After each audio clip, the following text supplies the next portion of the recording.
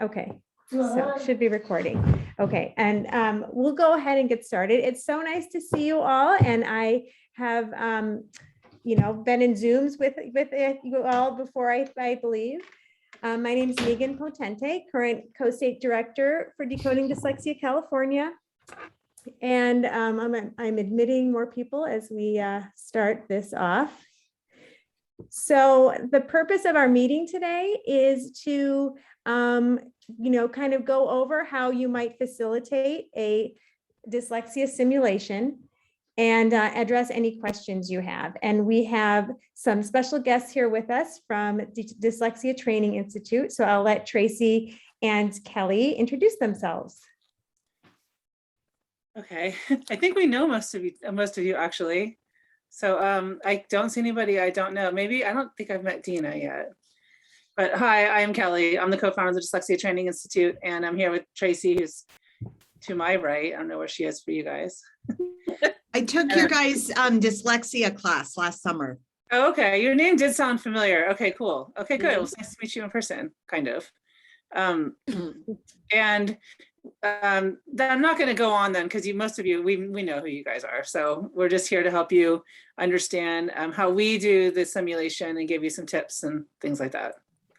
Yeah, and has everyone here participated in a simulation, whether it's been the IEDA one or the Dyslexia Training Institute one? Okay, great, like thumbs up, excellent. I love the cat tail. Well, I think it's really, I think it's really important that that we, launch some more simulations, because Dyslexia Awareness Month is next month. And of course, it's like the perfect thing to do, right? To get people excited about understanding dyslexia, to raise awareness about what it's like in the classroom. So we really hope that after this training, we can facilitate some simulations that are virtual, or if you want to do them in person in your community. So I'm going to share my screen now. And I'm just review some of the materials that I prepared for you all. Oh my goodness, where did okay. So I have a folder here, and in the folder, what I've prepared is a slideshow that you may use with a corresponding script. Now, I'm not sharing them with you right now. I'm just going to talk over them, and then if you talk about them, and then if you would like to use them, contact us and we will share the folder with you. But the script corresponds with the slideshow, and so it really is intended to be used as a support for you. So I'll just dive into the slideshow and we'll kind of walk you through what we've planned here. So the slideshow begins with an introduction about decoding dyslexia, and there are notes in the script that help with this. So this slide is hidden currently, but basically, if a big consideration is whether you are who your audience is, and if you are delivering facilitating a simulation for Spanish speakers as well as in English speakers. These slides, on most of the slides, there is translation. So you will see that the text in blue is a translation of the text in English. This is one slide that I need to add translation to. It says, you agree to never share the materials you engaged with today outside of this simulation. The materials are to be used for the purpose of this dyslexia simulation exercise only. We do not want people distributing the materials. We do not want people putting things on the internet. So we want everyone who participates in this to understand that they are just for the exercise that you are facilitating. So then there's a few slides introducing the facilitators, and whoever wants to use the slideshow can, of course, add their own slide. And we requested they give a little, name Decoding Dyslexia and their affiliation, when maybe they're a regional leader or leader support group or whatever it is. We've then added a few very simple slides about dyslexia with some facts with the translation in blue. And you can go through and read these. And we have, we always try and go very slowly.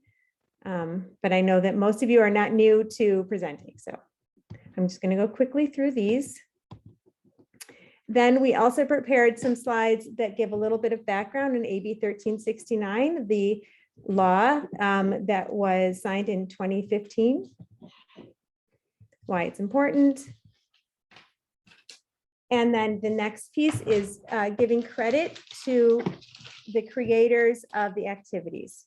So as we have developed this simulation for today, there are 4 activities, and that may or may not be the case in the simulations that you've participated in the past, but this one, there's 4. So the first one was designed by Dr. Michael Coyne of the University of Connecticut, and then the second, third, and fourth by Dyslexia Training Institute, and we always want to give DTI credit for their contribution.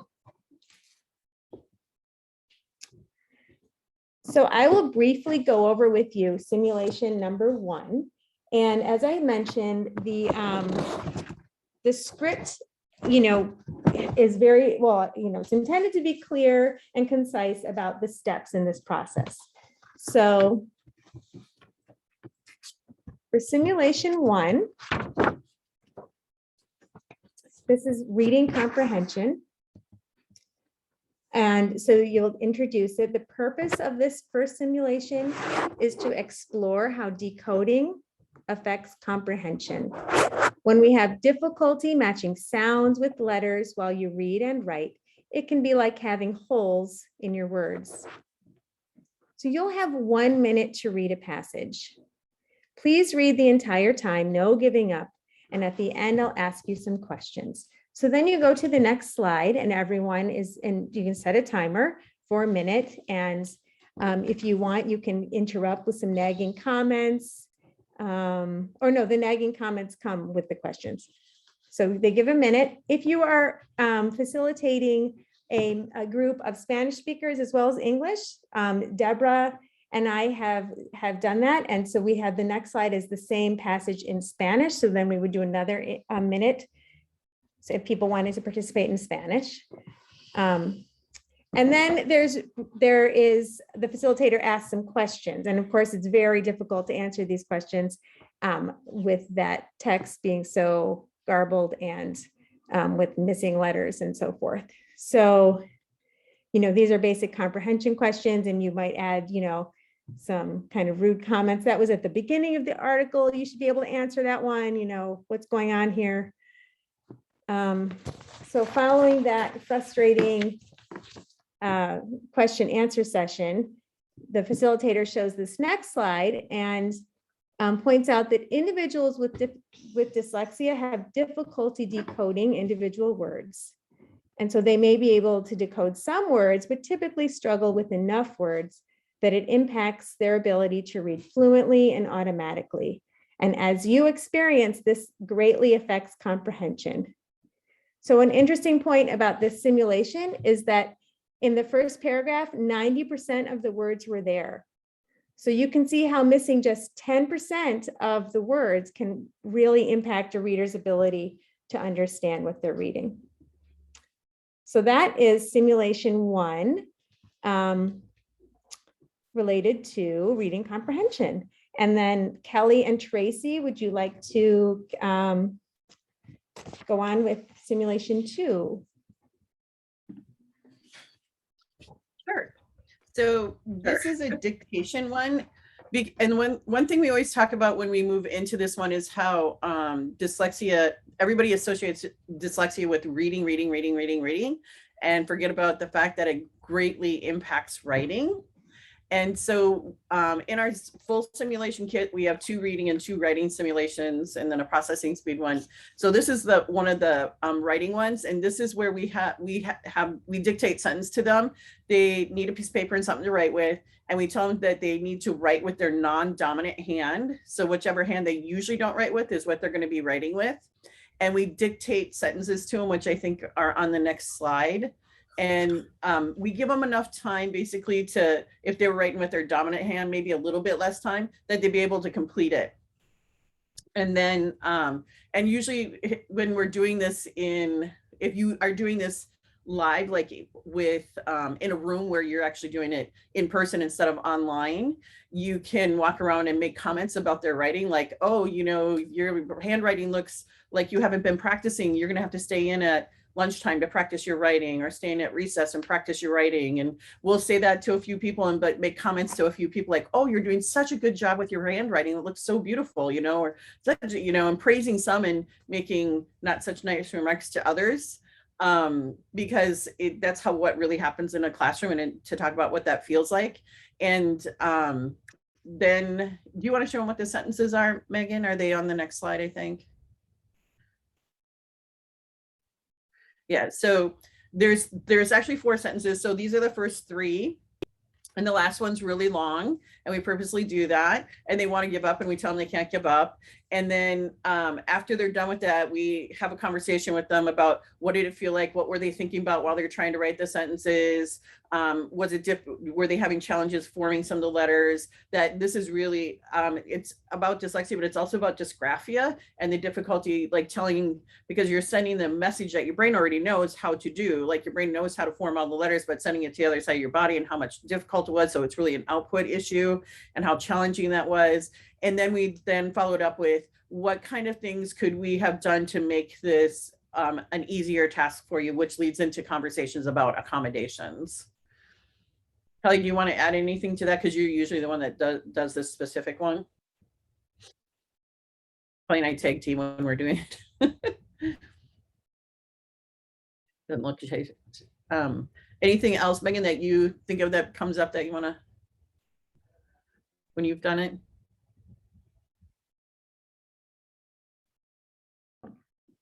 No, I think you got it. And I had to step away for a second, but I'm not sure if you mentioned that we always preface it by saying we don't think teachers behave that way and all of that. Did you say that? Okay, sorry. But yeah, that's a really good point, because yeah, we tell them we love teachers, and teachers are, you know, our staff are teachers, and I'm married to a teacher, and that we don't think teachers act like we don't think teachers are mean, but this is what the students we've had tell us it feels like to them. And you may not think that you're saying anything that's hurtful to them, but it is. And we also talk about sometimes that writing gets put up on the wall. And so when we started, we often say, no, we've been practicing handwriting, you know, so do your best trying, or we've been doing this. And then that's when you walk around and you're making comments. We do, when we're doing it online, we do ask people to show their handwriting, like to hold up their paper on the screen, because we stop sharing and so everybody can see everybody, and we have them show it, and we kind of make comments about the different writings. And we talk about, would you want that up on the wall? And what would you think, you know, when you have back to school night and all the writings on the wall, and how literally the writing's on the wall about who's probably struggling. And I see Deborah has her hand raised. Go ahead, Deborah. I just wanted to also say that the longer sentence, I think, also plays to the short-term memory issues. Oh yeah. Because they have difficulty, they're trying holding to on that information. Right, they're trying to write, they're trying to do all of it, and I think it speaks a lot to the memory issues. Yeah, and so it's all about like the memory issues, the processing speed, because when you don't give them quite enough time to write the sentences, especially with their non-dominant hand. They're like, you went too fast, and it's like, but that's what it feels like to them. Like we weren't just trying to go fast and make it difficult for you. That's what it feels like to the student in the class, is you're going so fast. But yeah, and being able to hold that memory, and, you know, moving on to the next sentence, they're trying to still remember the first sentence so they can finish it before they go to the second sentence, and trying to hold that information is difficult. And people usually want to give up. Yeah, they do. Mm-hmm. And we talk And- about how those same kids, because they want to give up because they're frustrated, are then labeled as not trying hard enough, not applying themselves, distracted, must have ADD because they can't focus on what they're supposed to do. For sure. Yeah. Yeah, this one brings out a lot of discussion about behavior and, you know, what are kids doing, you know, to get out of this task. So challenging. Yeah. And what things like what kind of accommodations can be put in to have helped them be more successful? Like, you know, repeating the sentences, giving more processing time, obviously, you know, having a practice a word list beforehand, doing, you know, whatever the appropriate accommodations are for that individual student, to think about what that would be. Okay, any questions about simulation number 2? All right, we can go to number 3 now, round robin reading. And so something to know before we start this one requires the group to have, there's 2 texts. One is a standard English with correct spelling text, and the other one is altered.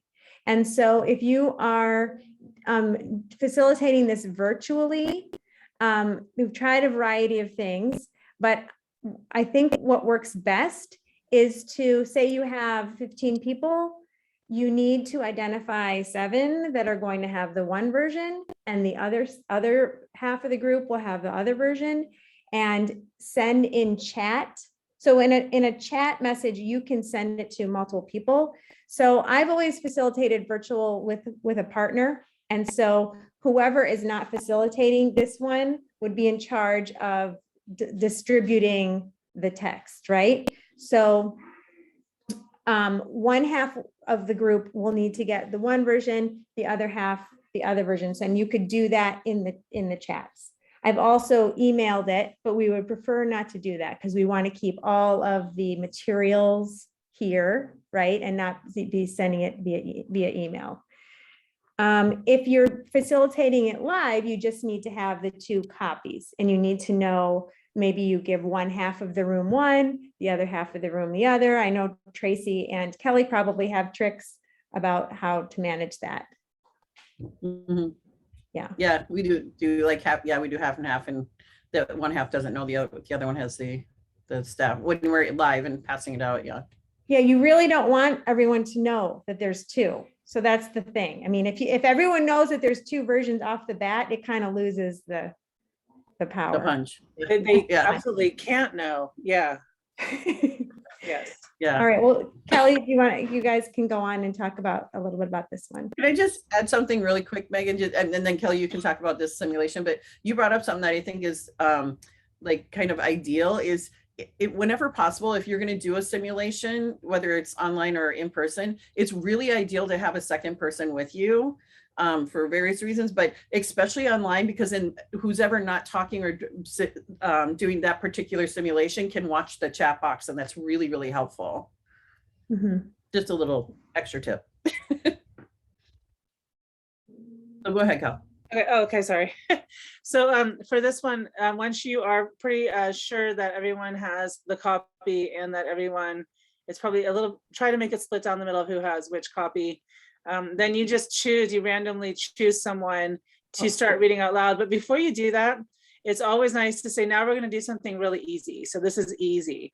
And I'm just going to call on you, and all you have to do is read it out loud, and don't give them, if you're in person, or even if you're online and somebody kind of self-identifies as having dyslexia or trouble reading, I wouldn't make them do it. But obviously they don't really need to go through a simulation, but just kind of pay attention to that. That really doesn't happen that often. But so go ahead, and then you have them read, have somebody, you always with, I'm sorry, I'm a little distracted. The first paragraph is the same for both groups.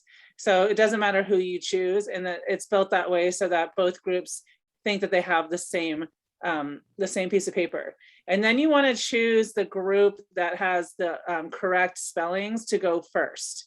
And so while they're doing that, then you're paying attention to what the group that doesn't have their correct spellings is doing. So like, what's their body language? Are they usually, if they're in person, they'll usually turn and talk to the person next to them and say, oh my God, what are they reading? Or if they're online, they might look up at you, or they might start making faces, or, you know, start holding their head, or whatever they do. And then I might even choose another person that has that same copy of the words that are spelled the right way, so that they keep going, so that the people who don't have it the right way are getting more and more agitated as they go, because they can't figure out what's wrong with them. And then pick someone from the other side with the words that aren't spelled correctly, and let them read for a little while, and then watch what the other group is doing. But you always have the other group read a little bit more, because it's more fun to kind of watch what the group with the messed up words is doing and what their reaction is. But have them read a few times. And while the people with the messed up version are reading, you want to tell them, while they're trying to sound things out, just tell them exactly what teachers tell them. Say, oh, sound it out. Use all the tools in your toolbox. We've worked on this before. This is easy. You know, don't let them off the hook. Like if they say, I don't know, say, we can't say, I don't know. You have to guess, or you have to figure out what it is. And you kind of harsh on them. Some people have gotten pretty pissed at me during that part. And afterwards I went over and apologized, but you know, it did what it's supposed to do. So you can be a little harsh, but only do that a couple times and then move back to the other. And so you don't want to, I've never gone through the whole article. Right. So I would only go through like maybe half of it, and then they get the point. Usually they catch on by then anyway, so you don't want to go too far. And then afterwards you want to debrief and then talk about, you asked the side that had the messed up version, what did you think about the side who didn't? What were you thinking about them? What were you thinking about yourself?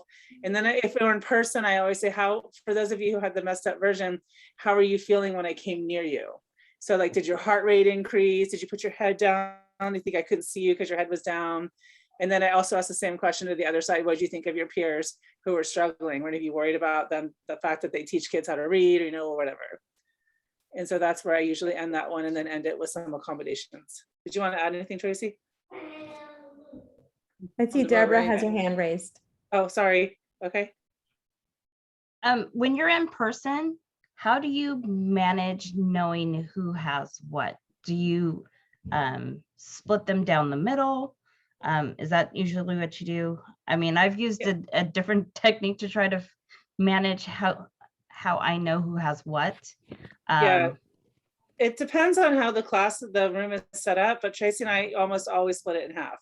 It's either the front half or the right half or the left half or whatever, but they're always grouped together so that they're not sitting next to somebody who has the other version. Got it. So they all think they have the same version. Yeah.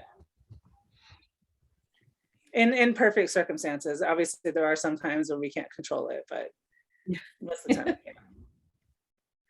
You know, while we're on this simulation, I'm going to try and show how you would put the link into the chat. And then, so I also want to make sure everyone gets what we're saying. Like, so the document will be in the chat, and people in the simulation will open that document, and that's what they'll be reading. They don't need a printed paper. So I was trying to do it before, but then it got all messed up, and I don't want to waste too much time. Maybe we should, let's see. Gosh, where's my drive? Well, maybe we'll go forward, and then I'll come back to that. Okay, let's just continue, and we'll come back, and I will get those links in there. Okay, so we have some slides with some basic discussion questions for that round robin activity. And then we go into simulation number 4, spelling and word choice. Which is also another writing one, obviously. They get to write with their dominant hand. If they want to make it more challenging, they can use their non-dominant hand. But we actually have them writing 2 different paragraphs. So the first paragraph, they just write a paragraph about what they did this morning. So we would say, like, we've been practicing this all week. This should be really easy. Go ahead and write a paragraph about what you did this morning. And we give them a little bit of time to write their paragraph. And after they're done with that, we ask them, what were they thinking about while they were writing?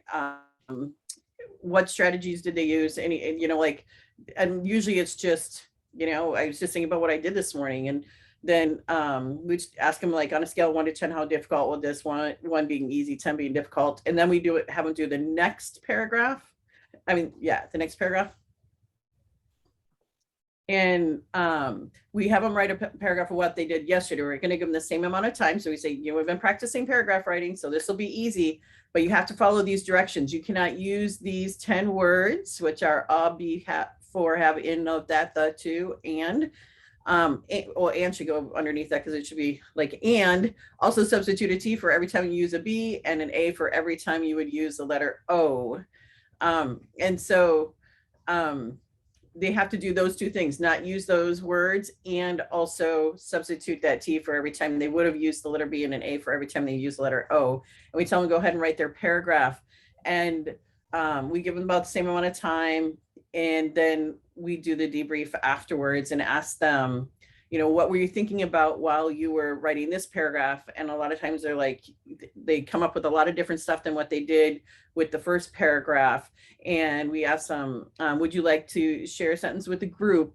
How did you feel inside while you were doing this exercise? We ask them, looking at your paper, have you seen this before with any of your students? Does it really truly reflect your intellectual ability? Because what they end up saying is most people say they wrote much shorter sentences. They had to keep rethinking about, they lose. I'd ask if somebody didn't say, I'd say, did any of you lose your thought because you were trying to think of a different way to reword that one sentence? And they're like, oh, absolutely. And so we talk about, why did we have you do this particular exercise? Like what do you think it has to do with dyslexia?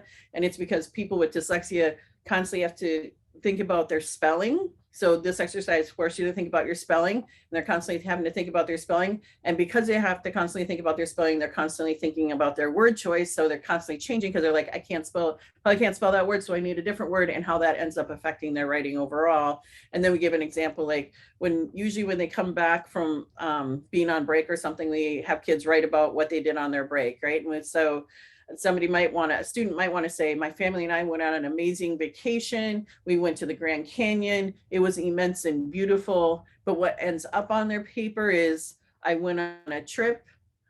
They might say with my family, but it's probably misspelled.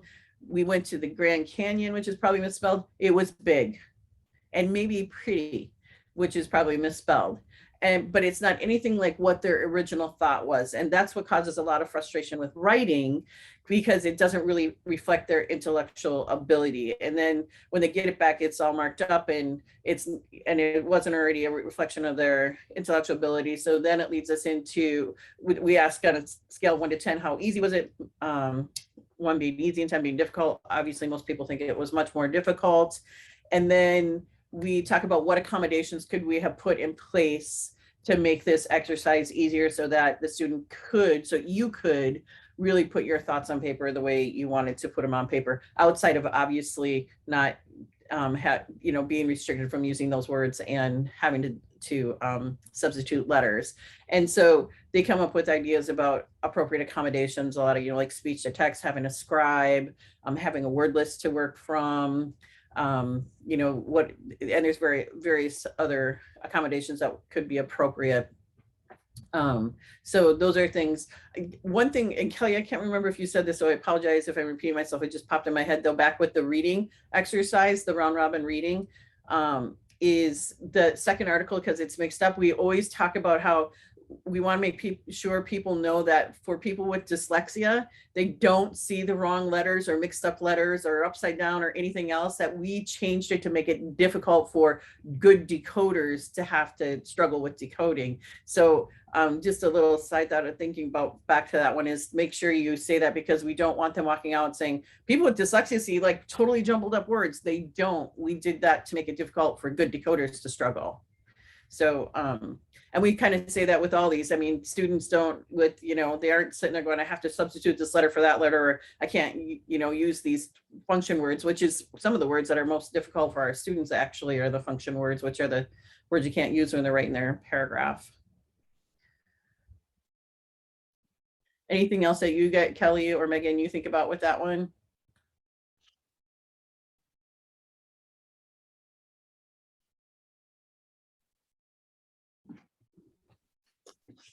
No, I mean, people are so exhausted by this point, and they're kind of like, it's kind of sinking in that like, gosh, I've only been here an hour, less than an hour.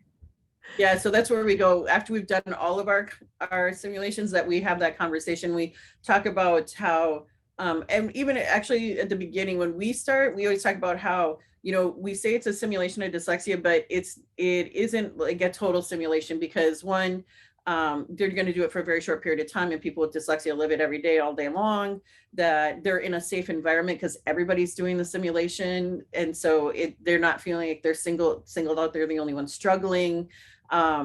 That they actually have literacy skills that they can use that can help them during these simulations that people with dyslexia may not have already developed, and it makes it more challenging for them. And then when we're done, we have that wrap up like, okay, so how are you feeling right now? Can you imagine if reading and writing were like that for you all the time, every day, and you're going to school every day, and how frustrating it is? And at what point are you going to just get so frustrated when they keep telling you, oh, this will help you and it doesn't work, and this will help you and it doesn't work, and this will help you and it doesn't work. But at some point they start to internalize that there must be something wrong with me, or they develop some apathy of like, I'm done, I can't do this anymore. And then they get labeled as lazy and not applying themselves. And, we have those kind of conversations of what happens to our students when they have struggled for a long time, and why they can have sometimes behavior problems or get anxiety and depression, and become the wallflower, like don't look at me, don't talk to me, and have those kind of behaviors, when it's really what's the challenge is they're struggling with reading and writing greatly. Yes. Yeah, really, really great conversations come out at the end, I think. Definitely. Okay. So in the slideshow following the discussions, we just have a resources slide with some links. And then remind everyone that Decoding Dyslexia California is on social media with all of those: Facebook, Instagram, Twitter, so forth. And then I've also slipped in here a slide about SB 237. In the script, there is some points that you want to make, but of course, it depends on when you would deliver this and what the status is at that time, because things change with this legislation. But currently it's on hold, likely will become a 2-year bill, but we don't really have much more information than that, other than it is really important bill and has a tremendous support, and that we hope that it passes. So I'm going to now, if you could just bear with me, I'm going to find some links and demonstrate how you might share that for simulation 3. So let me go up to simulation 3. Okay, so as you recall, this is round robin reading, where the idea is that there's the class is going to read aloud a passage, and there are 2 versions floating around there, and you want to hide that fact to the audience, so they think that there's just one. So if you are administering this virtually, you should have ready, and this is what I don't have right now, but in the past I have put in my clipboard the links to the 2 different passages. So it's going to take me a minute to find them. So, and feel free to discuss other things while I'm floating around my Google Drive.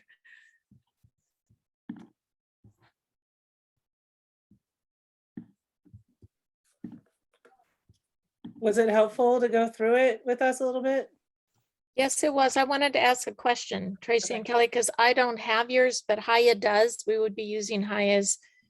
Is this the things that we've talked about today are in your kit already, or are these different?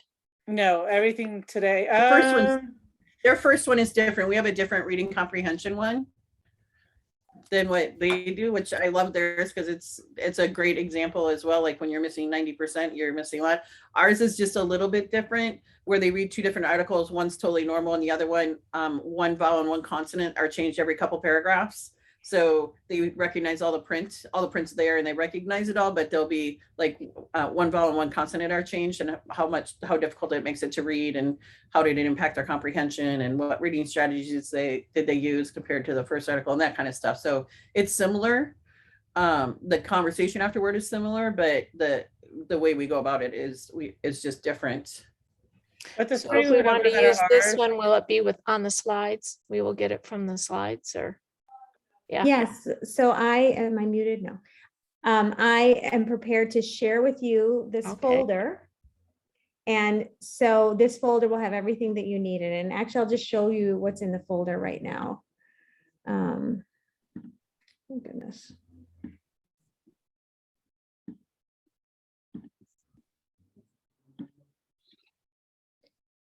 Okay, hang on.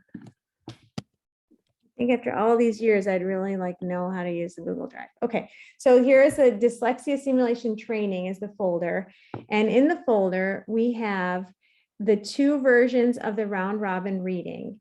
And one is titled red, one has blue. And the one that is red is the one that has the messed up spelling. There's also the script. There is the slideshow. And then I also included, we have Spanish versions of the round robin reading. So here's red and here's blue. So again, they're in Spanish. The red copy has messed up spelling. The blue does not. The only thing is I ask that if you want to make any changes to these, you should make a copy. Like for example, on the slideshow, we would suggest that you put your own name on there in the intro, and so you make those changes.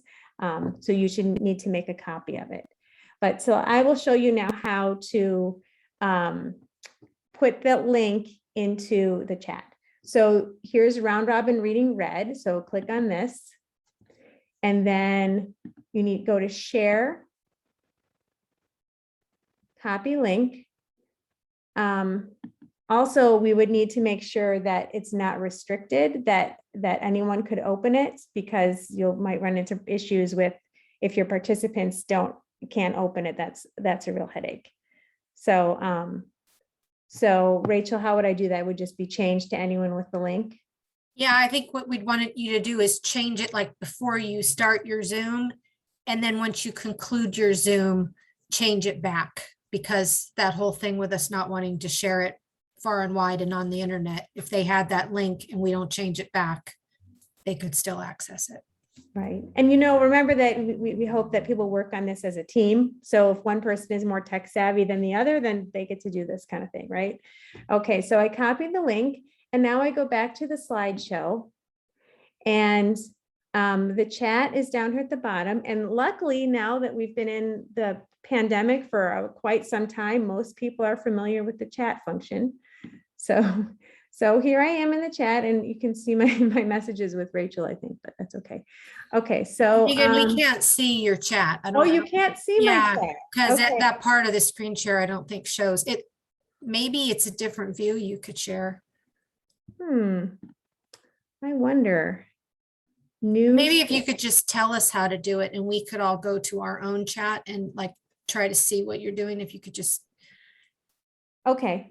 All right. So basically what you would do is go to chat, and then I had copied the link. So you just paste the link in. But then the tricky part is you're going to want to know who your participants are. So you, ahead of the event, you would need to see who signed up. And then you would need to divide that list. But I think more importantly, because as we know, a lot of people will sign up for things and maybe they don't attend. So you need to pay attention to who is actually there. And so decide, half of them get the red and half get the blue. So in the chat, you can put their names. And I believe, Rachel, How do you do more than one at a time? I've never been does it able not to do work? Because I that. thought that in the past I'd done that. Let me try it. If you, that's the trick I'm hoping you'll teach us. Okay. Let's see. Because doing them one at a time, if you had a big group, would be tough.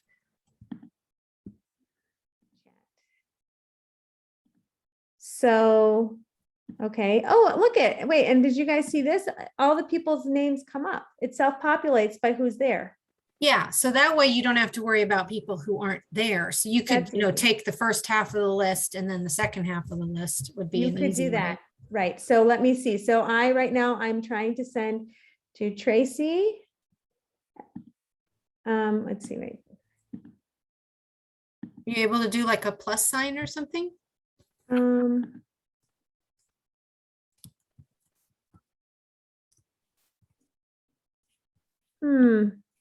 Unfortunately, it looks like I thought in the past I had done it. Maybe if you hold shift, see if it lets you. No. I am only able to send to one person at a time. Yeah, it's like one or everybody. I guess one way to do it would be, well, no, if you put them in breakout rooms, then they would know that there's two different things and you don't want them to know. So another thing you could do,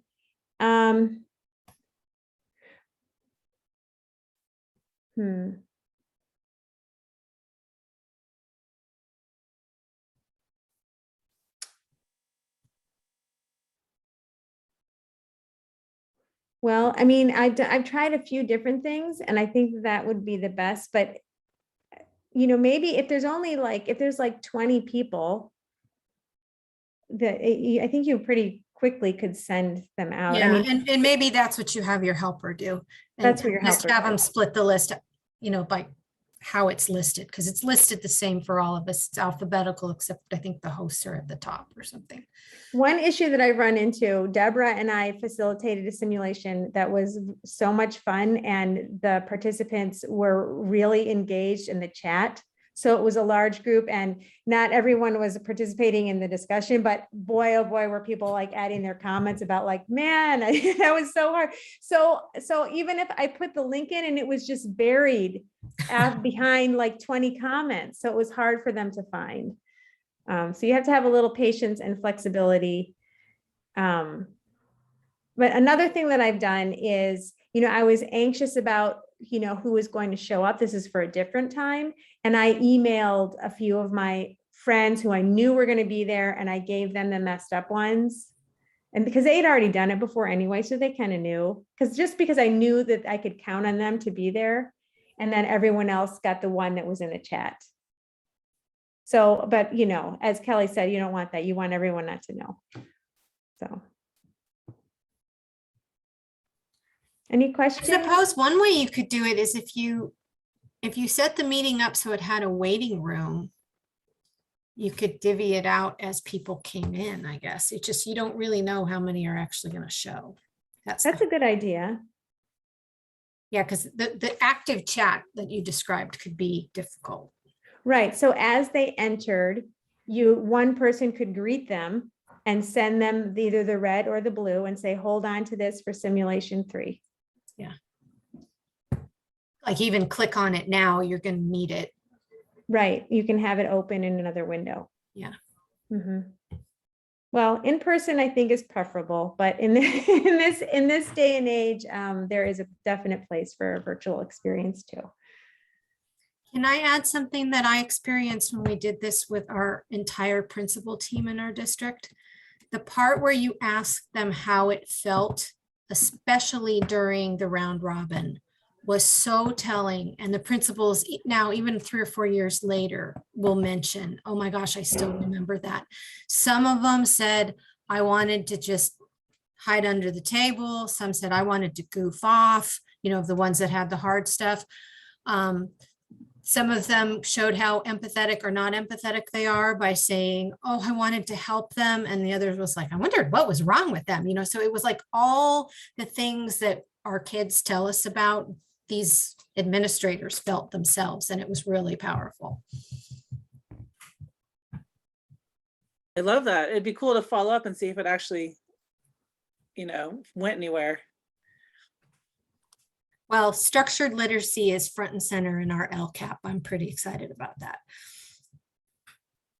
I mean, I've had people tell me that this is like the most meaningful kind of PD experience that they've had. It's one thing to tell people that, you have kids who have difficulty with spelling in your class, but it's another thing to help them really understand what it's like for those students to be sitting among their peers and have expectations of them, and for those kids to know that their work just does not reflect their thoughts and their ideas and how much they have to share and contribute. It's not easy. One thing that happens sometimes too that's kind of cool is if you can identify somebody who has dyslexia who's in the audience and then get their take on it. So sometimes we'll say, well, okay, what do you think about the simulation? Is it accurate? Is it accurate? And that also provides, you know, some more evidence to or in the group that it actually is accurate. So that's always, there's always going to be someone in the audience usually with dyslexia who will give you their opinion.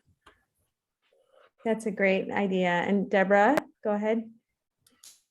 No, I would agree with Dr. Hurley. I was just going to add that one of the most telling things for me when I witnessed Dr. Coyne do simulation 1 was teachers didn't realize how big of an impact 10% of not knowing your sounds or words had on a student's ability. And so that's one of the things that I really liked about that was I get responses from teachers saying, wow, I didn't realize, because they write goals and most of the goals that they're writing are for 75 and 80%.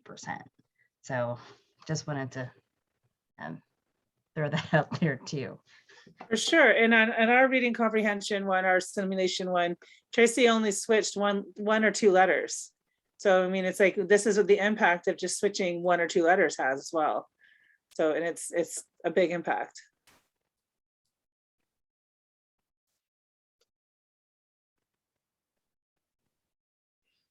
Are there any more questions? One thing that has come up is interpretation. So Deborah and I have explored a few different ways to do this. And first of all, I think it's you know, it's really, if you have the opportunity to engage a Spanish speaking group in this activity, it's really worthwhile and meaningful, and we should make those efforts to do so. And so Deborah, have we done it with the Zoom interpretation as well, or was it just everybody together? I don't remember. It was just everybody together. One of the things that I liked about having everybody together was the empathy of the different groups relating to the struggle, and that it was a community struggle and not one group versus another group. Everybody kind of felt it together. Yeah, like it wasn't because sometimes when we use like the Zoom interpretation, it's like the Spanish speakers are in another room. So they're not participating with everybody together. But as Deborah and I did it with everybody. Yeah, and that was one of the things that even the translator came back to me with, was that it was so powerful having everybody in the same room. The only thing that I will say is that when you do it that way, you need to allot for more time. And you also need to make sure that you slow down when you're talking, because we have a tendency to talk at our normal cadence, and you have to make a conscious effort to slow down. And so really how we did it was, so like the slides that have, you know, that give facts about dyslexia. So, you know, we'd read it in English, and then our translator would read it in Spanish. So it does take a lot more time. But I mean, I don't think that our audience minded, because they had more time to process what was on the slide. Yeah. I agree with that completely. So Megan, is it set up so that all of the reading and then the reading to write, they're getting from the slides except the round robin piece? That's right. So that makes it a lot easier in my mind to do, because we've had really mixed up packets that we had to contend with one time, and it was crazy. So yeah, this is all the materials. Can you still see my slide? Yeah, my screen. These are all the materials you need. So like for the virtual, with how we're presenting it here, you could do it different ways, but as we're showing you today, for virtual, that we have, there's the script that you can use if you choose to, the slideshow that we've gone over, and then the 2 electronic versions of the round robin passages. People at home need to have paper and pencil. And then if we're in person, again, it's the script if you choose to use it, the slideshow, so you would need a projector, and it would need to be projected behind you, and then paper copies of the 2 versions and pencils. And then I've had them write on the back. Well, I guess you'd want paper as well. And one thing I would add is if you could make sure that you set the settings that they cannot record it. So your participants don't record it. Because we've had people actually take our simulation and make it as their own and present it as their own. So we're just trying to be really careful.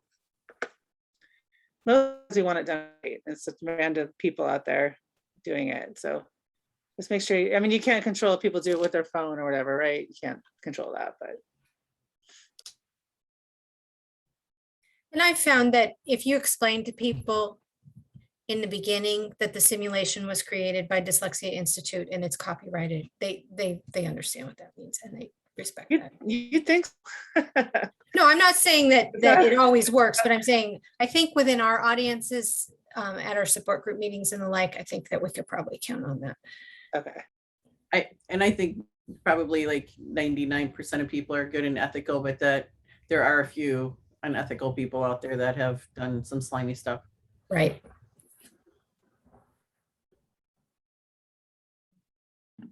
Here's our slide also that we do remind them directly. We don't remind them, we tell them that they're agreeing to not distribute it. So that's one of the beginning slides. So, well, thank you all for joining us tonight. We really do hope that we can get some more virtual simulations going for October Dyslexia Awareness Month, or if you want to do in person in your community, that is wonderful too. So I will share this folder with you all, but we would love for you to let us know if you do plan to facilitate one, or we can support you in whatever you need to get that going. We can advertise it. We can help you find a partner. Yeah, because as we know, these are really powerful opportunities, and they're always asking, what can we do for Dyslexia Awareness Month? And I think that this is really one of the most impactful things that we can do. And Tracy and I are usually happy to help if you put together an event and you virtually, or if you're down here and you're in person, just let us know. And if we're available, we'll jump in and help you. And I would agree with Megan. We've many times had people tell us, like, I knew what dyslexia was when I came in here, but now I really understand it. Mm-hmm. Because the simulation is really powerful. Yeah. Thank you guys for doing it and doing everything else you do to help promote dyslexia awareness. It's good to see you guys. It's been a long time. And I wanted to say thank you to Megan, Kelly, and Tracy. I think now I can do it. You can Excellent. do it. You've always been able to do You it. can definitely do it, No, Judy. but just especially doing it online. Oh yeah. I can do it now. Yeah. It's And surprisingly effective online. I didn't have high hopes for it. And then the first time we did, I'm like, wow, that was amazing. So yeah, it can happen. yeah, I know and we'd like to do it with our parent support group, but I'm hoping I will be able to do it with my school district too, Awesome. and make it available. So that would be Thank you. wonderful. And yeah, we don't find, we do it with a partner. Don't, especially with I the, will. with the tech stuff and. Yeah, And thank you for allowing the recording. This will really help me too. Yeah, so I'll send a follow-up message with the materials and also the recording of our meeting today. Thank you. Megan, does DDCA have any plans at this point to host one for Dyslexia Awareness Month? So we don't have any plans at this point, but we really want to get an agenda going, or a calendar rather, and schedule some. So we should talk about that and making that happen. Great. Well, I've had here's a a couple of people question. ask. Yeah, Okay. if we do one with our parent support group and we put it on your calendar, then people outside of the group can join, or how do you? So I think that you should determine whether you want it to be just your support group, or whether you want to open it up to a larger community. And Judy, we could publicize it, help you publicize it, like just for Orange County if you want. It's up to you how big you want. When you ask for our help, you don't have to take it statewide to have our help. All right, Cool. Just so you guys know, Kelly and I are planning on probably doing one sometime towards the beginning of October, where Kelly and I are meeting on Wednesday to do some planning stuff. So we'll probably pick a date on Wednesday. And if you guys want to just come see how it goes, you're welcome to. Thanks. Good. Just let us know. Oh, we'll let everybody know. Will you send that? I can put that information in my email to everybody, or should we look, where will we find that info? Yeah, we can send it to you. We'll probably either, by the latest, we'll have the day picked by Wednesday, but we like always post it on all our social media and stuff. So anybody that follows us will see it. Okay, well, I think that's all, everyone. Thank you so much for coming tonight, and I will hope to get an email out to you in the next few days. Thanks, Megan, for Thanks, Megan. hosting. Thanks, Deborah. Thank you, Thank you guys everybody. for all your work. You. Bye-bye. Bye-bye. Hey, Megan, Yes, Deborah. do you have somebody translating the other slides, or do you want me No, to- it's just that one slide, I think, that I added, and I really would love if someone could translate that. Okay. All right. So do you think you can do that, Deborah? Yeah, I can get it done. Ah, thanks. Okay, well, bye, everyone. Thank you. Bye. Thank you. Bye-bye.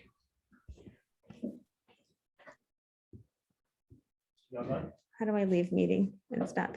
I'm recording it. How do I stop recording and how do I leave? But I want to stop video. No, that's my video.